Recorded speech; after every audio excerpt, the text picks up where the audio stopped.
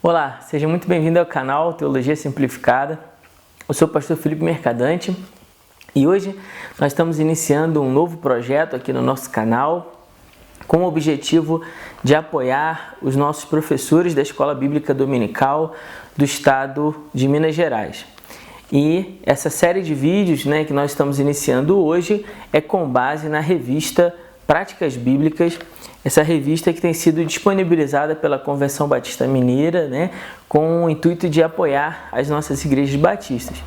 O tema das lições desse ano é um tema muito pertinente, tem sido discutido em inúmeros fóruns de debate, com grandes preletores falando a respeito do assunto, do como é importante hoje nós valorizarmos esses dois pilares que são igreja e família. Bom, então, sem mais delongas, vamos à nossa primeira aula. O tema da nossa primeira aula é a proto-igreja veterotestamentária. Calma, não precisa ficar assustado não. Eu sei que o título talvez intimide alguns, mas vamos ter calma que a gente vai chegar lá. Primeiro, nós vamos repetir, fazer ainda uma leitura do texto de Gênesis, capítulo 12, nos versículos de 1 a 3, onde nós falaremos um pouco sobre o chamado de Abraão, tá certo? O chamado de Abraão. Diz assim a palavra do Senhor. E o Senhor disse a Abraão: sai da tua terra, do meio dos teus parentes e da casa de teu pai, para a terra que eu te mostrarei. E farei de ti uma grande nação, te abençoarei e engrandecerei o teu nome. E tu serás uma bênção. Abençoarei os que te abençoarem e amaldiçoarei quem te amaldiçoar. E todas as famílias da terra serão abençoadas por meio de ti. Bom, o texto base da nossa lição é o texto de Gênesis capítulo 12, versículos de 1 a 7. Para nós podermos ganhar tempo, eu li com vocês do 1 ao 3. O texto que nós acabamos de ler trata do chamado de Abraão. Quando nós falamos sobre a igreja no Velho Testamento, ou em outras palavras, igreja veterotestamentária, ou como o autor quis chamar proto-igreja veterotestamentária, que seria esse projeto de igreja com os olhos do Velho Testamento, olhando para o Velho Testamento, como nós podemos perceber esse conceito de igreja como nós conhecemos hoje por conta do Novo Testamento. Então, é entender esse conceito de igreja ainda no Velho Testamento. Então, você não precisa ficar assustado com o título da lição, tá certo? Veterotestamentário quer dizer isso, que é no Velho Testamento. No Velho Testamento, o que nós temos? Temos Adão sendo o primeiro homem criado por Deus que deveria andar nos seus caminhos, porém esse homem cai, peca, desobedece ao Senhor e que por isso ele é expulso do Jardim do Éden. As gerações vão se passando, em Adão nós temos Sete, temos depois os filhos de Noé, o chamado de Noé, a preservação de Noé e da família de Noé depois do dilúvio e também o pecado, a queda dos filhos de Noé. A partir do capítulo 12 do livro de Gênesis, nós temos o chamado então de Abraão para fazer de Abraão um novo povo, uma nova nação, que começa a partir de Abraão e depois, ao longo da Bíblia, nós vamos vendo seu filho Isaque, de Isaque vem Jacó e de Jacó vem os 12 filhos, que vão ser as 12 tribos de Israel, formando assim 12 famílias. Essas famílias vão se crescendo, vão se multiplicando, vão se tornando as tribos de Israel e depois, como nós conhecemos no Velho Testamento, a nação de Israel. E tudo isso parte desse único homem que nós acabamos de ler, parte desse único momento quando Deus chama Abraão. Veja qual era a promessa de Deus para Abraão. Perceba, ele diz assim: sai da tua terra e do meio dos teus parentes, da casa de teu pai, para uma terra que eu vou te mostrar. Então, esse é o acordo, vamos dizer assim, como o autor aqui colocou para nós, Essa é a iniciativa de Deus e a promessa de Deus. Eu farei de você uma grande nação e te abençoarei. Então, você vai ter filhos e filhos dos filhos e filhos dos filhos, e desses filhos se tornará um grande povo, uma grande nação. E eu vou te abençoar. E eu vou abençoar todos aqueles que te abençoarem. Eu vou fazer bem a todos aqueles que te fizerem bem. Mas também vou amaldiçoar, ou seja, eu vou te proteger, eu vou te guardar de todos aqueles que te fizerem mal. E por meio de você serão abençoadas, e de todas as famílias da terra serão abençoadas por meio de ti. Aí aqui, já ainda em Gênesis, nós já conseguimos ter essa ideia. Porque veja bem as palavras. Na tua família eu vou abençoar todas as famílias da terra. Significa que essa bênção não permaneceria apenas pela família de Abraão, mas através dela abençoaria todas as famílias da terra, todas as outras famílias, as outras tribos, os outros povos. Essa já é para nós um indicativo do que o Salvador viria da descendência de Abraão. Já é um indicador. Por quê? Porque se da descendência de Abraão nasce esse Salvador, e esse Salvador ele vem para perdoar os pecados da humanidade, de todos os homens, então isso já mostra como a família de Abraão abençoaria todas as famílias da terra, ou seja, abençoaria todas as famílias por meio do Salvador, que é Jesus. Então, agora vamos por parte, porque esse é um entendimento que nós temos quando nós conhecemos a Bíblia, no caso de Gênesis e Apocalipse. O que o autor está nos convidando aqui a fazer é de perceber o início desse processo no chamado de Abraão. Então, no chamado de Abraão, Deus então inicia-se um processo na formação de um povo que seja consagrado ao Senhor. O que significa a palavra consagrado? Consagrado quer dizer dedicado, separado ao serviço. Então, observem os irmãos. Em Abraão, Deus inaugura o processo de formação de um povo que seja separado, dedicado ao Senhor, que seja consagrado à adoração ao Senhor. Esse povo, conforme for crescendo ao longo do Velho Testamento, vai se chamar a nação de Israel, a descendência de Jacó, né? O que o autor aqui nos traz? Ele diz assim: tendo em vista o fracasso de Adão e posteriormente dos descendentes de Noé, Deus buscou no chamamento de Abraão, Isaque e Jacó a formação de um povo do qual viria o Salvador. Pois bem, depois de entendermos isso, que em Abraão começa esse processo, o que nós precisamos entender? Que a igreja do Novo Testamento ela possui essa relação de continuidade nesse processo. Veja que era desejo de Deus, desde o Velho Testamento, ter um povo separado para si, dedicado às boas obras, e que esse povo, na sua adoração e no seu testemunho, no seu relacionamento com esse Deus único e pessoal, verdadeiro, que a Escritura nos revela, através desse testemunho, esse povo abençoasse as nações da terra. Por meio dessa experiência, desse relacionamento profundo com o Deus Todo-Poderoso, esse mesmo povo pudesse abençoar as outras nações. E quando nós olhamos para a igreja no Novo Testamento, nós podemos perceber essa continuidade.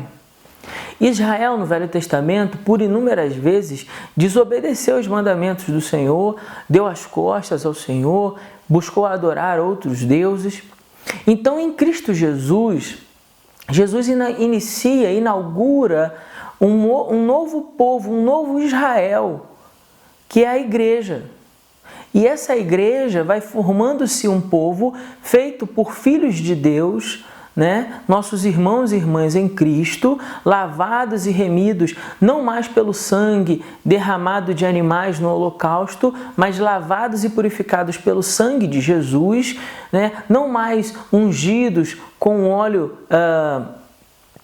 físico, humano do Velho Testamento, mas agora selados e marcados pelo Espírito Santo de Deus, pelo Espírito da promessa. Esse povo agora passa a viver e a experimentar esse relacionamento profundo com o Senhor, e através do testemunho de adoração e essa experiência que esse povo vai vivendo nesse relacionamento com esse Deus único e verdadeiro, ele começa a manifestar a bênção do Senhor para todas as famílias da terra, uma vez que nós agora carregamos essa mensagem para todas as nações. Então, o que se inicia no processo de chamado de Abraão vai se dar continuidade com a igreja no Novo Testamento.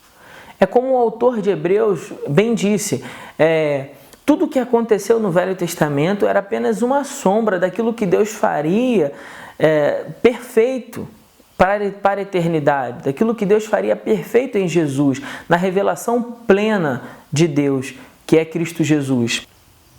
Veja, por exemplo, esse trecho aqui da nossa revista. Diz assim: Pedro, em sua primeira epístola, após discorrer sobre o fundamento da igreja, o qual é a pedra viva, eleita e preciosa, ou seja, o Cristo, Filho do Deus vivo, refere-se à igreja como geração eleita, sacerdócio real, nação santa, povo adquirido. Mas o apóstolo não para por aí. Em seguida, ele aponta a responsabilidade decorrente desses privilégios, que seriam anunciar e proclamar o Evangelho, tornar-se povo de Deus e, portanto, portadores das bênçãos de Deus às nações. Então, o Novo Testamento ele vai mostrar para nós como a igreja de Jesus, como a igreja que se inaugura na pessoa de Jesus Cristo, ela passa a ocupar esse espaço, eu diria, ela vai ocupar essa posição, melhor dizendo, que é de ser um povo dedicado ao serviço do Senhor. E aí nós podemos aqui pensar sobre essa relação de sermos povo do Senhor, né? O que isso significa? Né? Isso significa que nós temos uma aliança com Deus. Assim como Deus tinha uma aliança de fazer o bem a Israel, de levar Israel no Velho Testamento para uma terra de descanso, a guardar e proteger Israel dos seus inimigos, assim também Deus tem uma aliança conosco. Temos uma promessa também. Não há uma terra física, geográfica, como era Canaã, mas uma pátria celestial, a nova Canaã, a nova Jerusalém, como diz no texto de Apocalipse. Nós temos essa aliança e não fomos mais marcados pelo selo, como disse aqui, não fomos comprados pelo sangue de animais, mas pelo sangue precioso de Cristo Jesus. Então veja, nessa aliança que nós também temos com Deus, ela parte de Deus, ela inicia na pessoa de Deus, por ter oferecido Jesus para morrer pelos nossos pecados, e ela se consagra, ela tem a sua legitimidade no sangue vertido na cruz do Calvário, e nós somos selados pelo selo dessa aliança, como diz Efésios capítulo 4, versículo 30. E vivam de maneira que não entristeçais o Espírito Santo, pois ele é o selo de Deus em vós, ele é o selo da promessa, de que nós temos essa promessa. E também somos participantes dessa aliança com Deus como igreja do Senhor. Em outras palavras, o que o autor quer que nós venhamos a entender, a compreender à luz das Escrituras, é que a igreja hoje, no Novo Testamento, ela possui essa mesma aliança de promessa, só que muito mais excelente, uma promessa de valor eterno, que a igreja tem com Deus agora, diferentemente da promessa temporal que Israel tinha no Velho Testamento. Outro ponto que vale ainda destacarmos na nossa lição de hoje é que alguns dos termos usados no Velho Testamento para se referir ao povo de Israel também são usados no Novo Testamento para se referirem à igreja. Termos como congregação, povo de Deus, semente de Abraão, esposa, sacerdócio santo, rebanho do Senhor. Esses também são termos, terminologias usadas no Novo Testamento para se referir à igreja. Mostrando assim, é uma forma que o autor encontrou e para argumentarmos a favor com os nossos alunos de que a igreja de fato é a continuidade desse projeto que inicia desde Abraão, de que Deus tenha um povo separado, lavado, remido de seus pecados para viver em íntima comunhão com o Senhor. Assim como Deus chamou o povo de Israel no Antigo Testamento, com o mesmo objetivo, Jesus nos chama hoje para vivermos de uma maneira separada ao Senhor, dedicada ao Senhor, e que isso sirva de bênção para outras nações, né? Sê tu uma bênção. O que eu gosto sempre de ensinar aos meus alunos na igreja, quando falo sobre isso, sobre os propósitos da igreja, sobre o propósito de Deus ter chamado a igreja, e eu gostaria de compartilhar com você como uma forma de agregar ainda algum conhecimento ao que foi exposto durante essa lição, é você imaginar sempre esses propósitos em 3 níveis, de cima para baixo. Quais seriam esses 3 níveis? Adoração, edificação e evangelização. Por que de cima para baixo? Porque o primeiro nível seria o propósito de Deus, da igreja em relação a Deus. O propósito da igreja em relação a Deus é a adoração. A igreja existe para adorar a Deus. O propósito da igreja, em segundo nível, em relação aos seus membros, é a edificação. É a construção, a consolidação desse povo que começou a ser construído na pessoa de Jesus. Então a igreja existe para a edificação desse corpo. E o terceiro nível, né, de cima para baixo, seria o que? A evangelização, que é o propósito da igreja em relação ao mundo.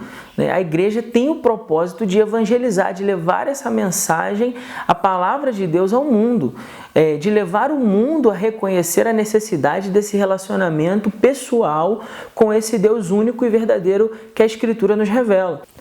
Bom, e dessa maneira nós podemos perceber que a ideia, esse conceito de igreja, ele não é apenas no Novo Testamento. Quando nós olhamos para os propósitos que Deus tinha com Israel no passado, percebemos os mesmos propósitos de Deus em relação à igreja no Novo Testamento. Criando esse paralelo, nós percebemos essa semelhança e, como sempre foi desejo de Deus, a construção desse povo que seja separado para Ele. Quando nós olhamos então para o Velho Testamento, nós conseguimos enxergar esse conceito de igreja. Amém?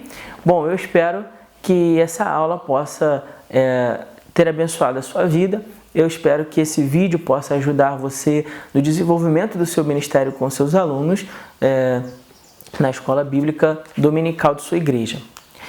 Para nós finalizarmos, eu também gostaria de sugerir a você que lesse a revista do professor. Lá tem uma sugestão de dinâmica para que você possa fazer com seus alunos. A sugestão é, nessa primeira aula, que você mostre a eles uma aliança, né, de casamento e converse um pouco com eles sobre o propósito dessa aliança, o significado que tem a aliança de casamento.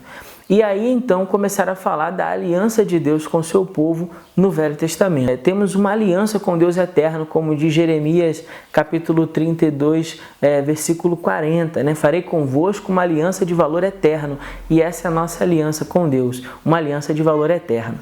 No mais, eu vou ficando por aqui. Um grande abraço e até a nossa próxima aula. Deus te abençoe.